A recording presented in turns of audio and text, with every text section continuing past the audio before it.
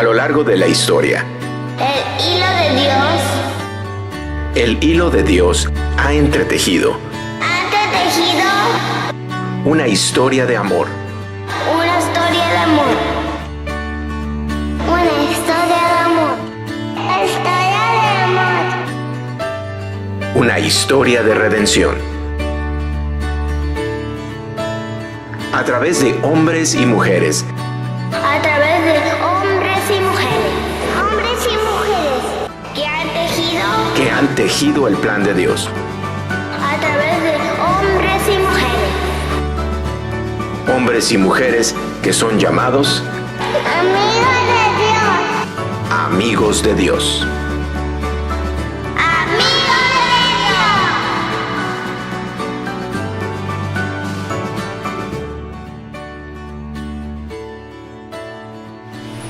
Tú eres el que sostienes. La palabra es tuya, el mensaje es tuyo. Nuestra labor es simplemente ser un mensajero, un vínculo.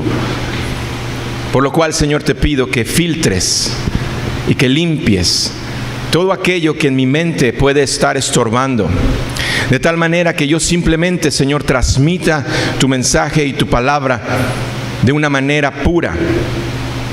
En Comunidad Viva amamos la predicación de la sana doctrina, no adulterada, no agregándole absolutamente nada, porque tu palabra es suficiente, mi Dios, para hablar a lo profundo del espíritu, de la mente del ser humano y traer, mi Dios, una restauración, una transformación. Tu palabra es suficiente, mi Dios. A veces traemos elementos para ayudarnos, pero realmente cuando tu palabra es predicada con denuedo y con unción, tu espíritu, Señor, hace la obra. Y nos dice que es como espada de dos filos, que penetra hasta lo profundo de nuestro ser, a nuestra alma, en donde están pensamientos y emociones que debaten, y que exhibe los pensamientos y que nos expone a la verdad. Y en lugar de encontrar un Dios que nos castiga, encontramos un Dios lleno de amor y misericordia que nos perdona. Así que Dios, ayúdanos. Vamos a estudiar uno de los personajes más relevantes en tu palabra. Y necesitamos, mi Dios, estar en el espíritu y en el alma listos, dispuestos a recibir esta palabra, porque yo sé que va a ser un alimento muy, muy bueno para nuestro espíritu. Así que te lo pido esto en el nombre de nuestro Señor Jesucristo. Amén, amén y amén. Quiero transmitirles que estoy muy emocionado de estar una vez más delante de ustedes. Amo predicar la palabra de Dios. Sé que Dios me dio un llamado, y ese llamado es de emocionarme cuando leo su palabra, y esa emoción que yo siento al encontrar sus verdades, venir y transmitírselas y tratar de impactar su vida para que ustedes también logren emocionarse, porque esto es la palabra de Dios. Son verdades trascendentales que vienen en verdad a ayudarnos, a sostenernos. Y estamos en este hermoso estudio que se llama Amigos de Dios. Estamos estudiando las historias de hombres y mujeres y de ver cómo Dios usó su vida como un hilo que ayudó a entretejer el plan de salvación. Y por los próximos domingos nos vamos a concentrar en uno de los personajes que después de Jesucristo es el que más ha influenciado la historia. No estoy exagerando. Vamos a estudiar uno de los personajes que después de Jesucristo es el que más ha influenciado en la historia. No tan solo en el aspecto religioso, no tan solo en el aspecto jurídico, político, ejecutivo, moral. Ha traído un impacto que en verdad ha sacudido al ser humano. Desde el aspecto religioso, claro, es uno de los más grandes libertadores.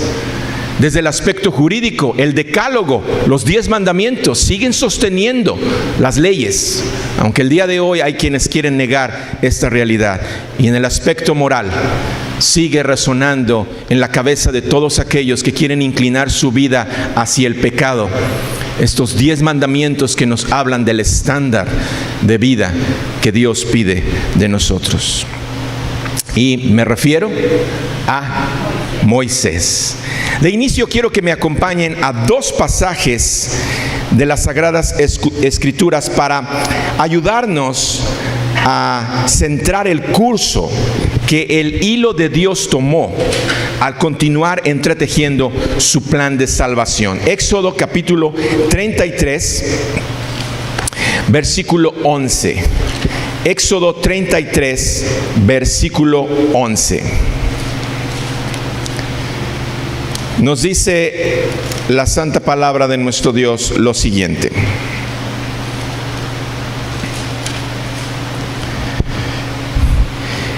Y hablaba Jehová a Moisés cara a cara, como habla cualquiera a su compañero. Y él volvía al campamento, pero el joven Josué, hijo de Nun, su servidor, nunca se apartaba de en medio del tabernáculo. Otra versión nos dice que hablaba Dios con Moisés cara a cara, como quien lo hace con un amigo. Ciertamente, Dios vio a Moisés como un amigo especial, un amigo íntimo, un amigo que sí tenía un lugar privilegiado. Ahora acompáñame en un par de libros adelante, en el libro de Números, capítulo 12, versículo 3. Números 12, 3. Dice la santa palabra de nuestro Dios: y aquel varón Moisés era muy manso, más que todos los hombres que había sobre la tierra. Sí, Moisés llegó a ocupar un lugar privilegiado delante de Dios y lo vio como su amigo. Pero la característica principal que yo pienso que Dios vio en este hombre llamado Moisés no fueron sus dones, talentos, recursos, habilidades, fue su mansedumbre, su humildad, lo que le llamó la atención para verlo como su amigo.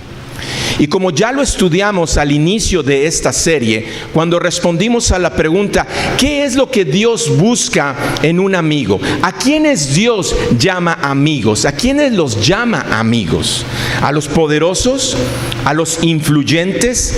¿A los que se quieren granjear a Dios? ¿A los lambiscones?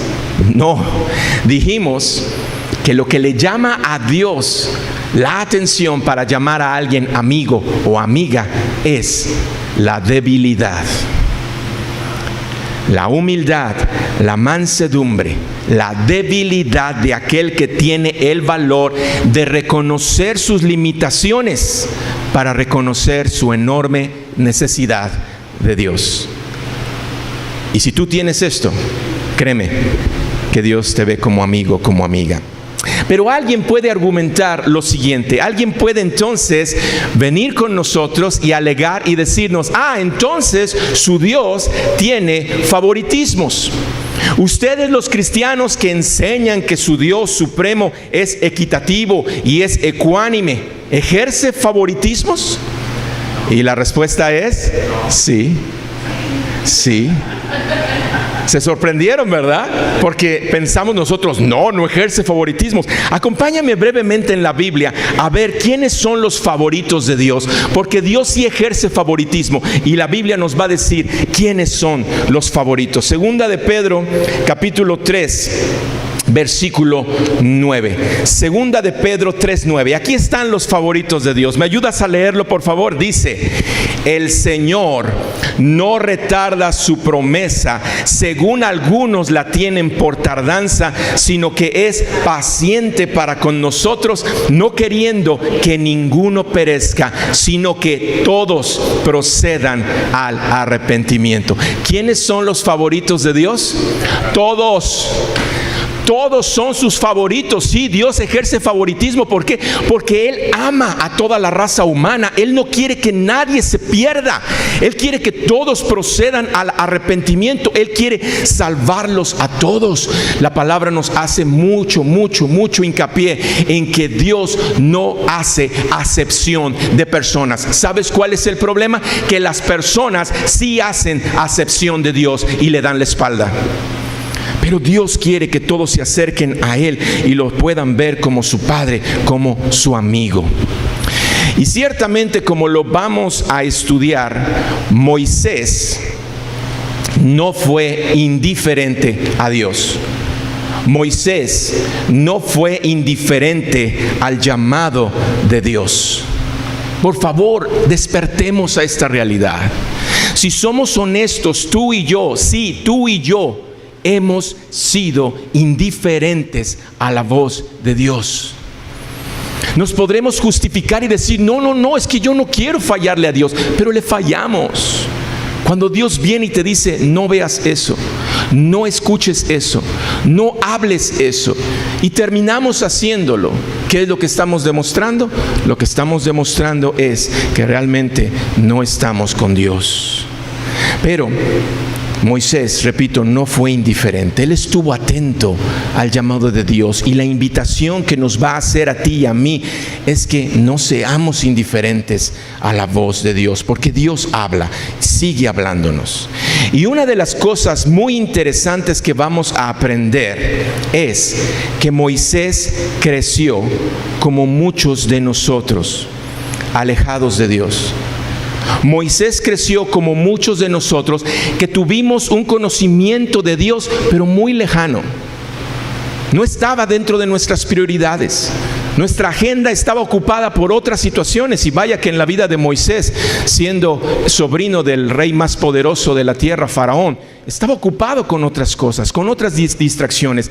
Entonces se identifica mucho con tu vida y la mía. ¿Por qué? Porque tú y yo crecimos sin considerar a Dios, o lo considerábamos muy lejano, porque nuestra vida era más importante que considerar lo que Dios nos ha mandado en su palabra. Y Él se fue acercando cada vez más a Dios. Y en ese proceso nos vamos a identificar tú y yo. Porque créeme que la conversión de una persona no es inmediata.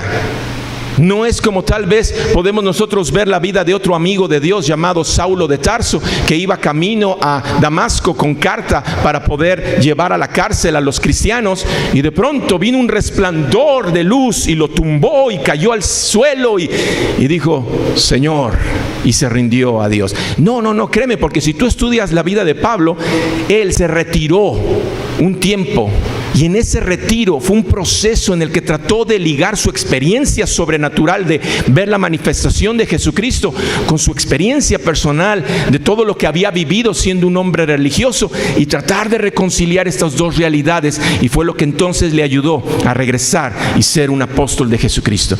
Es un proceso, y Moisés nos va a enseñar cómo es que él fue acercándose a Dios. Porque repito, si alguien aquí puede decir, no, yo sí estoy muy cerca de Dios y yo sí tengo una relación muy cercana con Dios, la verdad, yo te invito a que quites esa idea de tu mente. Porque en realidad nuestra devoción y nuestra entrega a Dios se queda muy, pero muy corta en comparación a lo que el amigo de Dios Moisés nos va a enseñar con su vida. Libro de Éxodo, capítulo 1. Versículos 6 y 7. Éxodo 1, versículos 6 y 7. Dice la santa palabra de nuestro Dios: y murió José y todos sus hermanos y toda aquella generación. Y los hijos de Israel fructificaron y se multiplicaron y fueron aumentados y fortalecidos en extremo, y se llenó de ellos la tierra. Vamos a recordar un poco de lo que el pastor Jorge nos habló en domingos pasados respecto a otro amigo de Dios llamado José. De una manera sorprendente aprendimos cómo la vida de José fue a una de las circunstancias más difíciles y adversas. Sus hermanos lo querían matar, terminaron vendiéndolo como esclavo, terminó de esclavo en la casa de un influyente, y le levantaron una calumnia y termina en la cárcel. Y de la cárcel comienza entonces a ir subiendo hasta que llega a ser el segundo después de Faraón.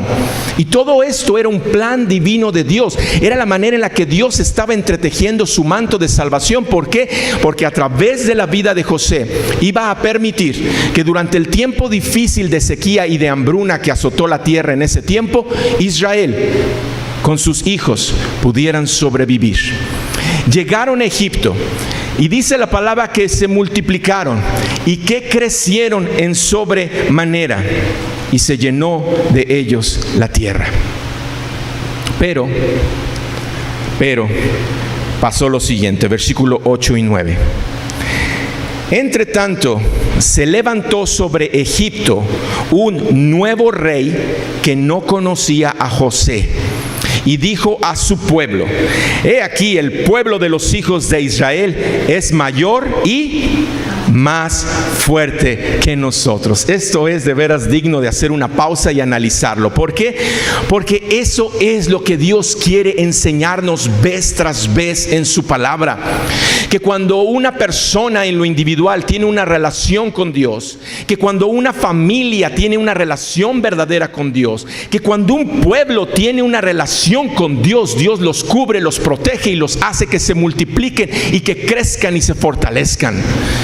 Aún a pesar de estar en situaciones difíciles, esa es la promesa de Dios. Y aquí está Faraón, el rey más poderoso de la nación más poderosa de Egipto, diciendo estas palabras: he aquí, el pueblo de los hijos de Israel es mayor y más fuerte que nosotros. ¿Lo puedes creer? Llegaron a crecer tanto que los egipcios se sintieron intimidados. Son más fuertes que nosotros. Y el rey dice: vamos a hacer algo, porque si llega alguna nación enemiga que nos quiere hacer guerra y estos se les unen, nos van a destruir. Entonces, ¿qué es lo que terminan haciendo? Versículo 11 y 12. ¿Qué terminó haciendo Faraón? Entonces pusieron sobre ellos comisarios de tributos que los molestasen con sus cargas, y edificaron para Faraón las ciudades de almacenaje Pitón y Ramsés. Ayúdame a leer el 12.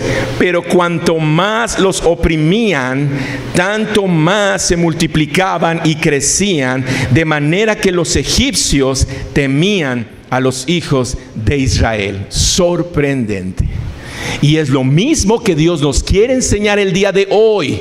Que si tú, tu familia tienen una relación cercana con Dios, por mucho que las situaciones vengan a apretar y hacer las situaciones difíciles, en lugar de que nosotros menguemos, eso nos va a fortalecer más. Y vengo a exhortarles. ¿Por qué? Porque yo soy testigo. Levanto la mano y digo: esto es verdad. Analizo mi vida, analizo los últimos momentos que hemos pasado como familia, que han sido difíciles, duros. No nada más el agua me llegó al cuello, no nada más me llegó a la cabeza. Siento que ya estaba el agua por encima de mí. No hallaba la salida, no hallaba por dónde ir. Gritaba al Señor, clamaba al Señor y decía: ¿por qué? Llegó un momento en que esto era tan abrumador que sí, llegué a cuestionar y decir: Dios, ¿por qué? ¿Por qué si te estoy sirviendo? Y la respuesta está aquí. Porque para el hijo, para la hija de Dios, las aflicciones y las pruebas no nos derrumban, al contrario, nos fortalecen más. Y es lo que a veces el cristiano quiere evitar. El cristiano quiere decir: si yo te entregué mi vida, es para que viva en esa vida abundante que tú prometiste. Pero créeme que si Dios te da esa vida abundante, esa vida cómoda, en donde no hay problemas, en lugar de hacerte más fuerte, te vas a hacer más débil, te vas a hacer más conchudo. Y cuando vengan las situaciones difíciles, no vamos a poder soportarlas. Y por eso es que el trato de Dios, aunque no nos guste, y aunque nos desespere, y aunque nos incomode, es para no dejar que nos quedemos estáticos, sino que estemos ejercitándonos. Ahora, con esto que les he leído, ¿ustedes creen que dentro del plan de Dios todo cambió? ¿Se alteró? ¿Ustedes creen que Dios dijo: bueno, ya salvé a José, salvó a Israel, llegaron a Egipto, crecieron, pero ay, ese Faraón, cómo me vino a hacer la situación difícil? Ahora ya va a oponerse y va a empezar a esclavizar a mi pueblo. ¿Tú crees que Dios perdió el control? No, Dios no perdió el control. Él sigue de una manera soberana entretejiendo su plan de salvación. Pero esto solamente era el principio.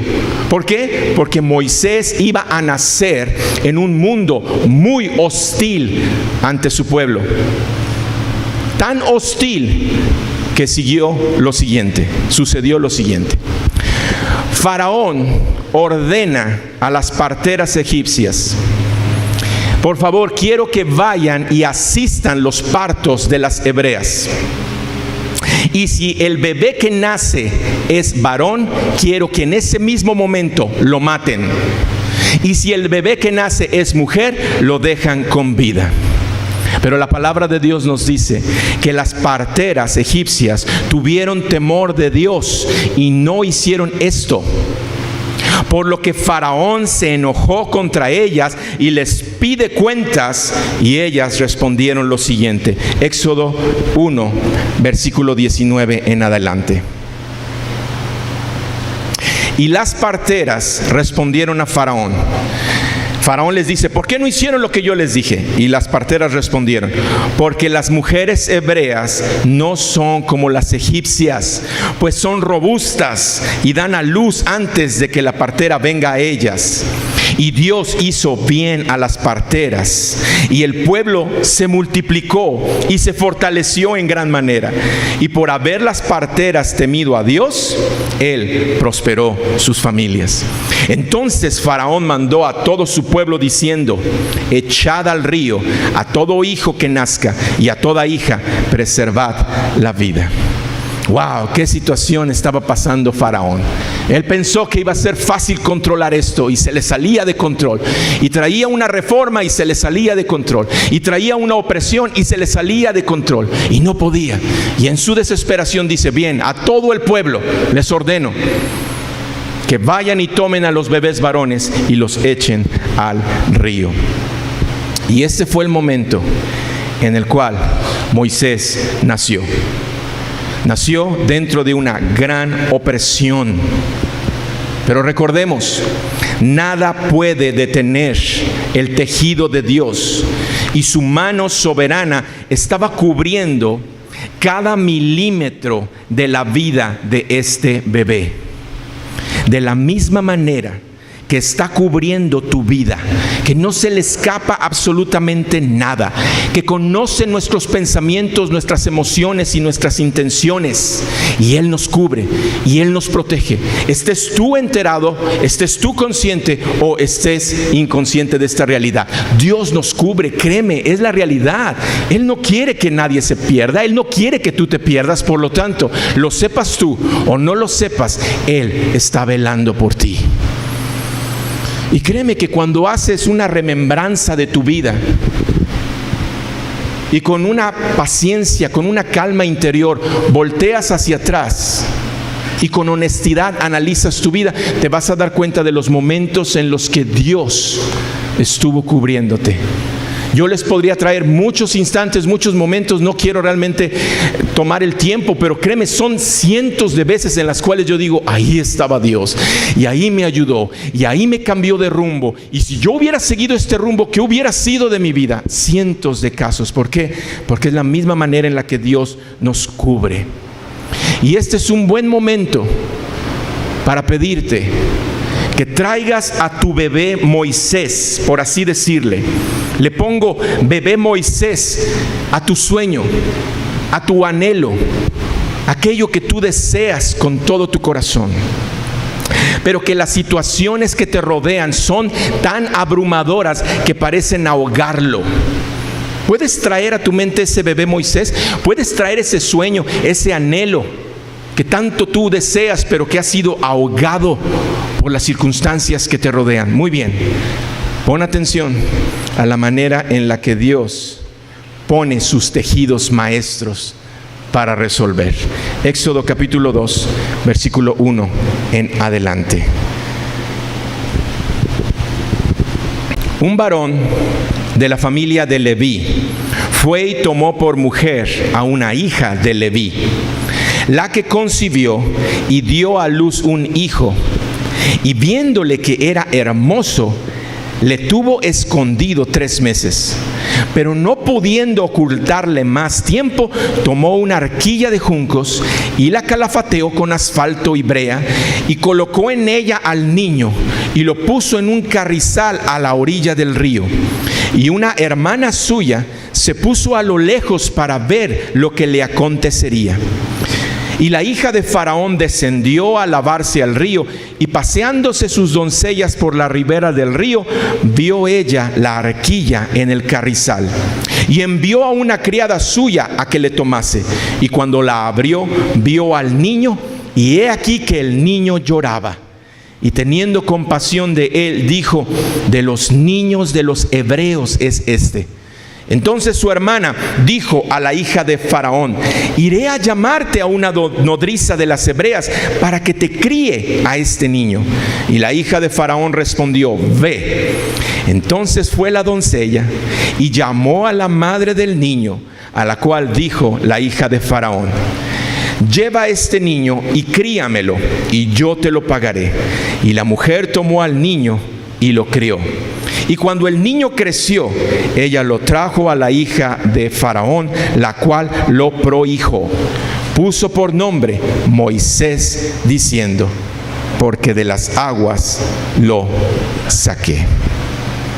Por favor, síganme en esta impresionante historia del poder de Dios.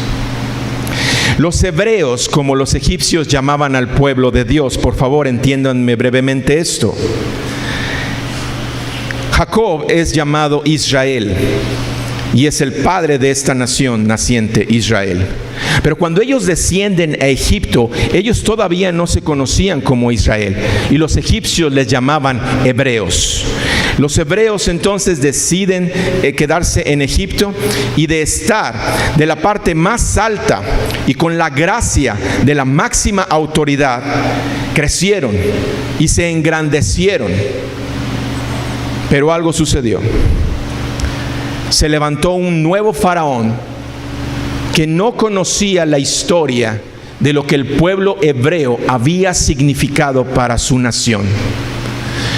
No sabía que gracias a esta nación Egipto pudo sobrevivir, y como consecuencia de esto los hace esclavos, y al ver que están creciendo intenta detener todo crecimiento, al grado de que pide que arrojen a todo niño varón al río. ¿Similitud con otra historia? Sí. La serie de Amigos de Dios, hemos establecido desde su inicio que todo señala a Jesucristo. Y parte del énfasis que el pastor Jorge y su servidor hemos tratado al enseñarles sobre estas historias de los amigos de Dios es ligarlas rápidamente con Jesucristo. Bien, Jesucristo pasó algo similar. Cuando Él nace, también un rey llamado Herodes manda matar a todo niño menor de 2 años. Como lo pueden ver, la estrategia del diablo no cambia, no tiene mucha creatividad. En su mente piensa y dice: bueno, el plan de Dios viene sobre este niño, no sé cuál es, no tengo la omnisciencia para saber con exactitud ese niño es. Bueno, agarren parejo y a ver si en ellos se va, pensando que va a detener el plan de Dios. Bien, con Jesucristo pasó lo mismo. ¿Y detuvo el plan de Dios? No. Muy bien, entonces ahora regresando a la historia, nos encontramos con un hombre llamado Amram, de la tribu de Leví, que toma a otra mujer de la tribu de Leví llamada Jocabed, y tuvieron 3 hijos. Uno se llamó Aarón, otra se llamó Miriam, y el tercero se llamó Moisés. Pero al nacer Moisés, sus padres lo escondieron por 3 meses. Pero no pudiendo esconderlo más, porque se iba a salir a la luz, Dios de una manera soberana toma su hilo y comienza a tejer su historia, y pone al niño en un cesto y lo llevan al río Nilo, y su tía, hermana de Jocabed, guía el cesto para que termine cerca de donde se bañaba la hija de Faraón. Y Dios, de una manera soberana, toma a la hija de Faraón como un hilo de gracia y mueve el corazón de esta joven para ligarse a este bebé. Ella sabía que era hebreo, ella sabía el decreto de su padre de matar a todo bebé varón hebreo.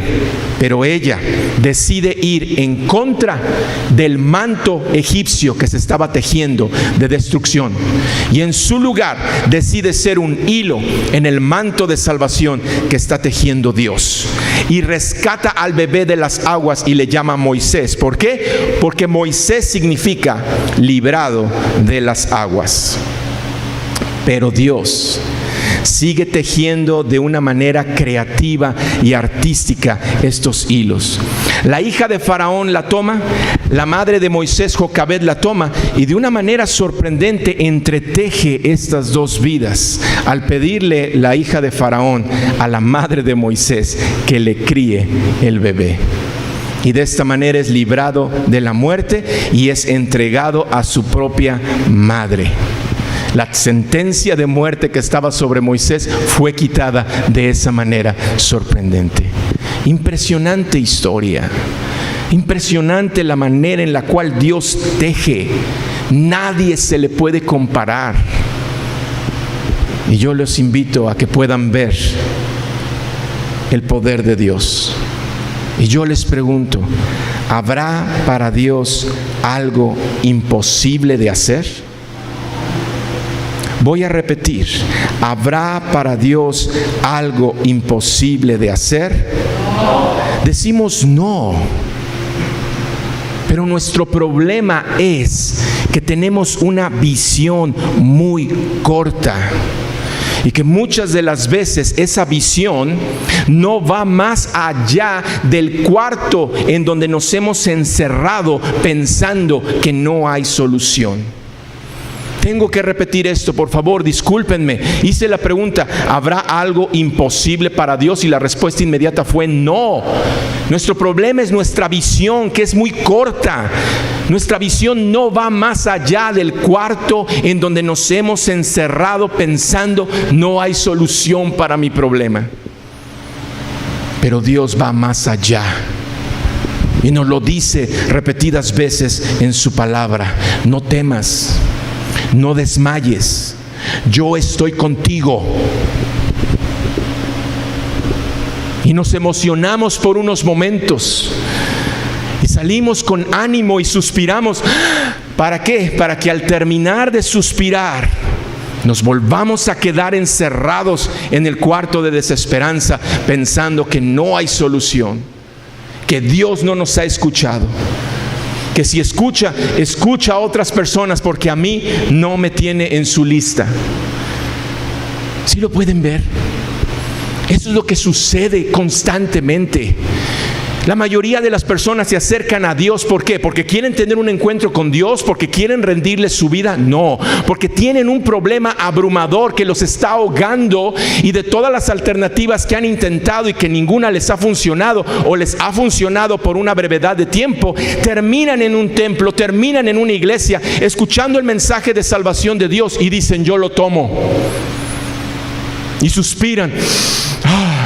Siento que se quitó un peso de encima de mí. Siento paz. Yo entré con una opresión muy grande. A mí me ha tocado estar delante de personas que, créanme, están con pensamientos tan aterradores de suicidio, de opresión, de falta de paz, de falta de gozo.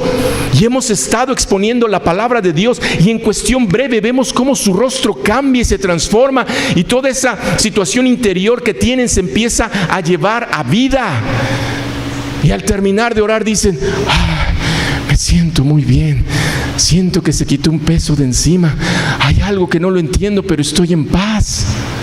Y salen, y con mucha tristeza los vemos, ya que están fuertes, regresar a su misma condición. Y se olvidan del Dios que vino a brindarles la oportunidad de salir de esos lugares de opresión en donde estaban. ¿Y qué es lo que pasa el día de hoy? Lo que pasa el día de hoy es que estas personas, ya que se sienten fuertes, dicen, no, ¿sabes qué? El domingo, son exagerados esos que dicen que el domingo tienen que ir siempre a la iglesia. No.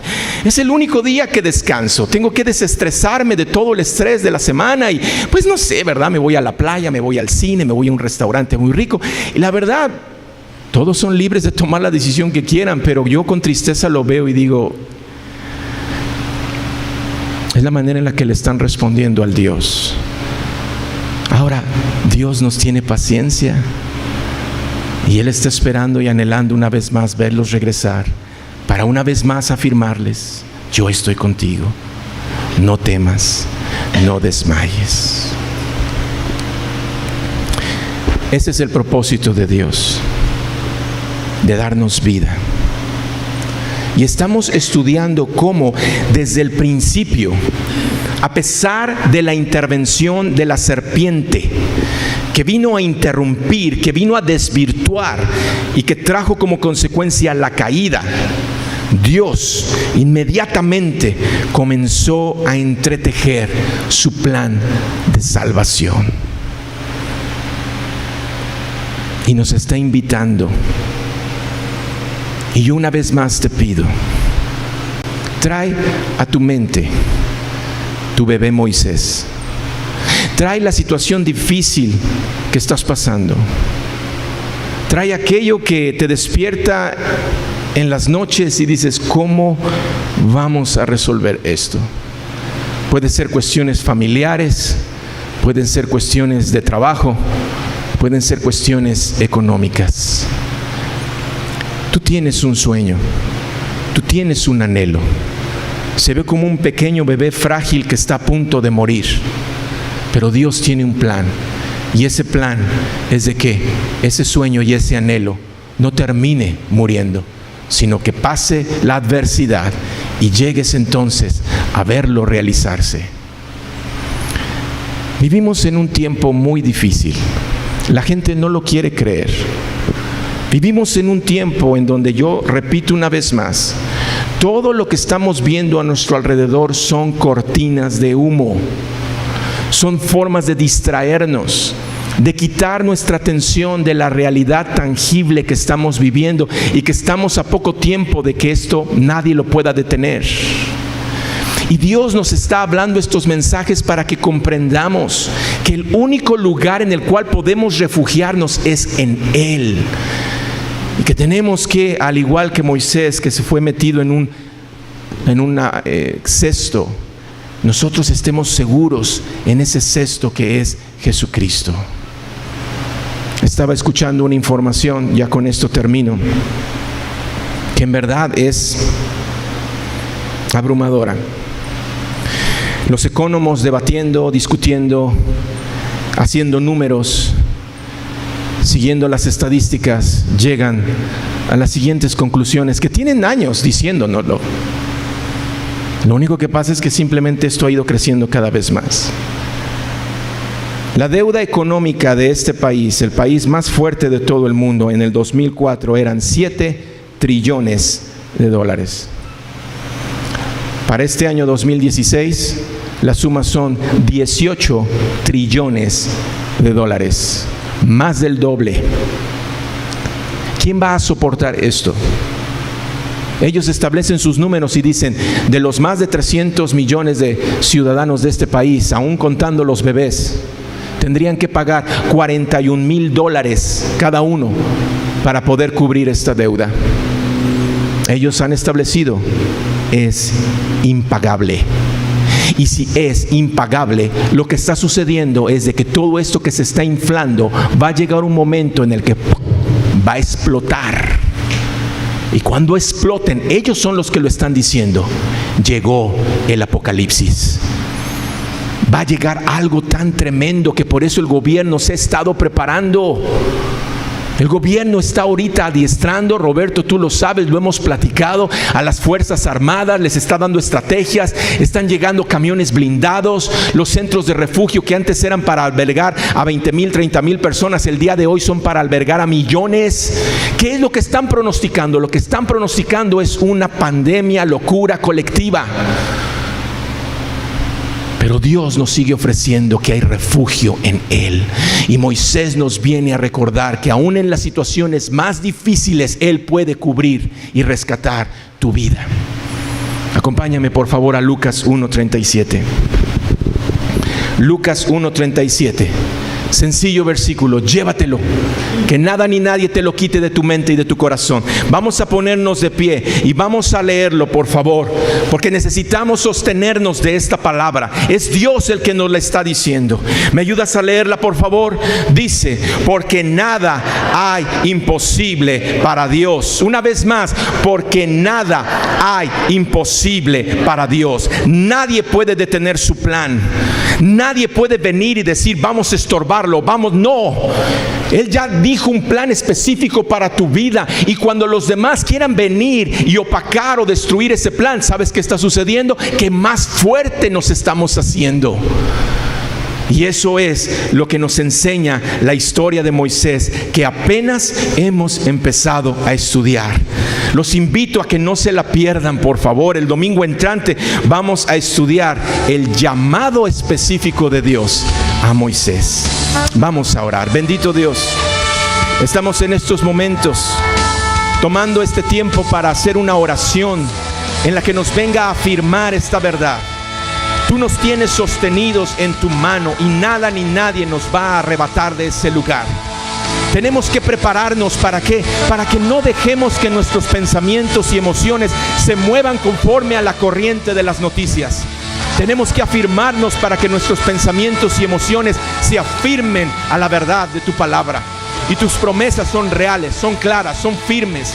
Y en lugar de estarnos lamentando, en lugar de encerrarnos en un cuarto de desesperación, lo que tenemos que hacer es repetir tus promesas. Todo lo puedo en Cristo que me fortalece. Estoy sentado en lugares celestiales juntamente con mi Dios. Toda oración que yo levante es escuchada por mi Dios y me contesta. Para el que cree, no hay nada imposible. Y estar entonces fortaleciéndonos de tal manera que en lugar de ser de los que vamos a estar débiles, pusilánimes, seamos de los que estemos guiando al pueblo, dirigiéndolos a ti. Porque eso es lo que hizo Moisés. Moisés dirigió a toda esta nación a acercarse más a ti. Gracias, bendito Dios, en el nombre de Cristo Jesús. Amén, amén y amén.